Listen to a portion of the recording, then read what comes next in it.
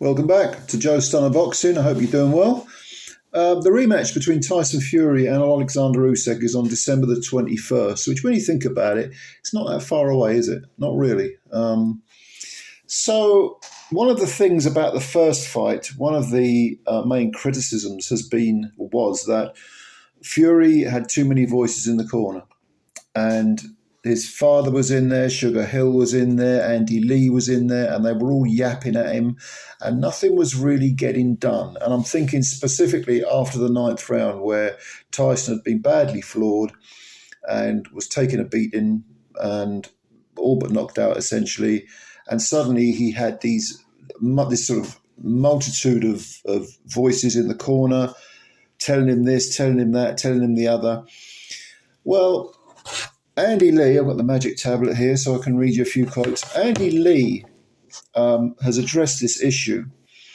And he said, I'll read a few quotes from him. He said, there were a lot of voices in the corner. We were in a dire situation and had to get him back to himself to sort of pull him out of it.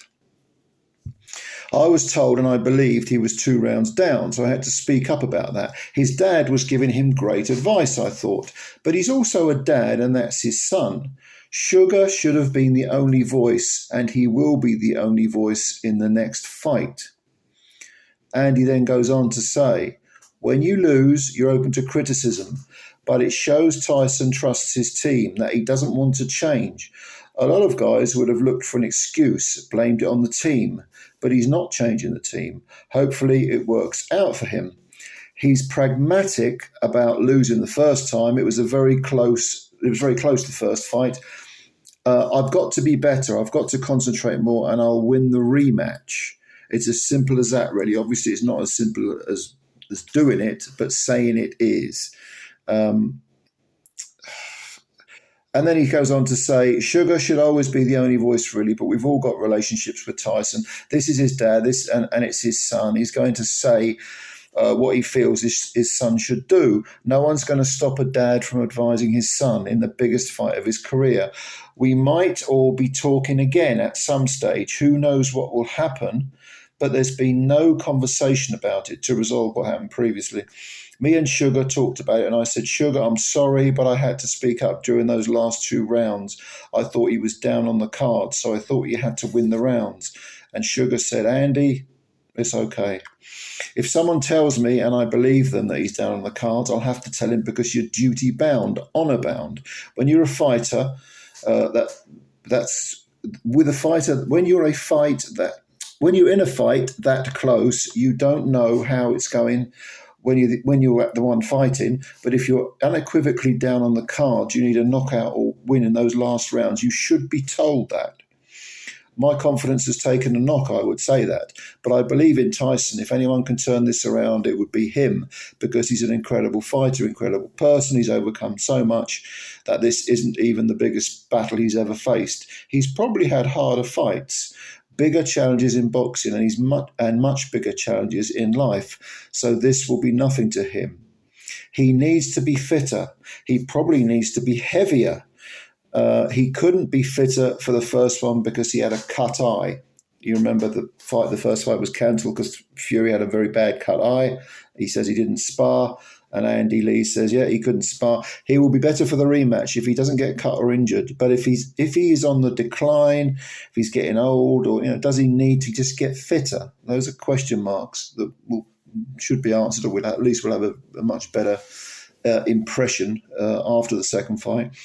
And he then says, I want to see Tyson in training, in camp, sparring, going through the rounds, doing 10 rounds, regularly in sparring. Then my confidence will build as we go through the camp. That's how you gain in confidence, from training hard, pushing yourself, going to the depths. That's where it's built. So, all of this, Andy at one point says, I apologise to Sugar Hill. There were too many voices in the corner. Sugar Hill is the head trainer, therefore he should be the only voice. But then he went on to say, yeah, but I was duty bound, honour bound, as he says, to say something to Tyson. And so there's a contradiction there, quite clearly. Now, I've always been of the view that you need one voice in the corner, one voice only. Anyone who's a second is anyone who is a second has to abide by the rules of the head trainer, the chief second, in other words. So if you've got something to say, you should go through the head trainer, the chief second. You definitely shouldn't be talking over the chief second. You should, as the fight is unraveling, you may confer with the chief second, give your opinion, and if he, or maybe she nowadays, we've got female trainers as well, at some point they will say, okay, yeah, you got a valid point there, but they will be the voice in the corner, because the chief second and the fighter are supposed to, in theory at least, have that connection. One voice keeps it simple, and in a boxing ring, especially during, sort of awful crisis moments, you just need that one voice. You do not need a constant barrage, a cacophony of different sounds. You need someone who's going to say, this is what you need to do. This is what's happening. This is what you need to do. Or keep it simple. Go out there and do X, Y, Z. Don't do ABC. So the fighter, and his brain might be foggy in a crisis, he thinks, okay, yeah, I've got a rough idea of what I want to do. What he doesn't need is a voice in this ear, a voice in that ear, then another one, then another one. It doesn't work like that. It's no good. It's unprofessional, in my opinion. Andy's other comments, he says that he felt not being able to consistently spar made a huge difference, because you saw come round 9, Tyson Fury, was gassed. When you spar, you build your fitness. You can do all your punching, all the training, all the pads, all the running you want. Until you spar, you're not fit. It's a different fitness. Boxing fitness is different. That was a huge hindrance to him not being able to spar. I think that's a good point. I remember when decades ago, when I was in a gym, and a guy who was in his 40s, and for some reason he wanted to try boxing. And this guy would run marathons. He did the London Marathon every year, and he couldn't spar 3 rounds. It's a different type of fitness. It's a different, because you're under pressure because someone's hitting you, obviously. But, until you spar. Nigel Benn, very, very early on in his career, right up until the point where he lost to Michael Watson, which was his first defeat, he very, very rarely sparred, because the theory was you're taking too much out of the guy. You're taking too much out of his body. He's getting hit too much. It's dangerous neurologically and so on. Now then, if you overspar, like for example the Kronk gym, where they'd have these, the thermostat would be wound up to 110 degrees, and you'd have people kicking the crap out of each, punching the crap out of each other in these spars. The Kronk gym, by the way, the original one in Detroit, was like this giant sort of sweatbox cellar. I never went there, but you look it up. You see pictures of it. I've spoken to people who have been there, and it was this, this oven that you fought in. Well, that takes too much out of you, definitely. So there has to be a happy balance. So the sparring, first of all, sparring can be learning. It can be working on things that you've been working on, techniques and so on. But it also sharpens you up physically, because you are being hit, not as seriously, not as much as you will be in the actual fight. The perfect example I can think of with regard to sparring being practiced was Marvin Hagler. I remember seeing him. He's one of my favourite fighters, and I remember seeing an interview with him where he was talking at length about how he would spar, and he was often beaten up. It's hard to believe with Marvin Hagler, this incredibly tough man. He said, no, when we were working on things, sometimes I'd be lousy. I wouldn't be very good in sparring. He even admitted to being flawed. Marvin was only ever on the floor once in his professional career. That was against Juan Roldan, and to be honest with you, that was a slip. It was in the first round against Juan Roldan. Yeah, the punch connected and Marvin went on the floor, but it was really a slip. This guy had one of the best chins in the history of boxing, Marvin Hagler. And he admitted, when you're learning in sparring and you're trying things out, sometimes you'll trip over someone's punch, or things aren't quite clicking, or you've been working all day and some guy who's fresh gets in and gets the better of you in sparring. Sparring is learning. It sharpens you up. And Andy Lee actually talked about Tyson's fitness, and he talked about the cut iron and everything. He said he didn't want to pull out, not just because of the money, the millions he had at risk of being fined. Remember that 10 million thing that Turkey Al-Sheikh put in? If you pull out, it's going to cost you 10 million. But Andy says, but because of pride as well, he cancelled the fight once. It was a massive decision. He wanted to go ahead, the fight with the cut, but he took advice and rescheduled the fight. It wasn't because of the money, though. It was just pride, because he didn't want, this he's running away from Usyk image. The defeat was the way it had to be. You just become philosophical about it. The cut had to happen, and he had to take the fight and go ahead with it under the circumstances. But it makes a nice little story for the rematch. If he has a full camp, he'll be a lot better. It's a nice character arc for him. All the trials and tribulations in and out of the ring, overcoming those, becoming the greatest heavyweight of the last so many years, suffering his only loss, and then coming back and defeating the only guy who beat him. It's a great story. It's already a great story, Tyson Fury, but it's going to be even better when he wins. So Andy Lee is definitely backing Tyson. Andy then says, I don't know if privately he's different, but to me, he just said, Andy, I lost. It was a close fight. I know what I have to do in a rematch and I'll win. He brushed it off, and he's fortunate to be in the position he is. He's got an immediate rematch and he's got a chance to set the record straight, but it doesn't seem to have affected him at all. He needs to be fitter. So again, Andy's banging the drum for the fitness thing.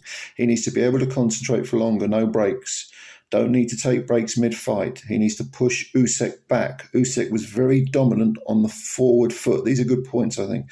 Tyson needs to push him back. Both of them are enigmas. Usyk was extremely good in the first fight. And how much better can he be? I'm not sure. How much better can Tyson Fury be? I know he can be a lot better.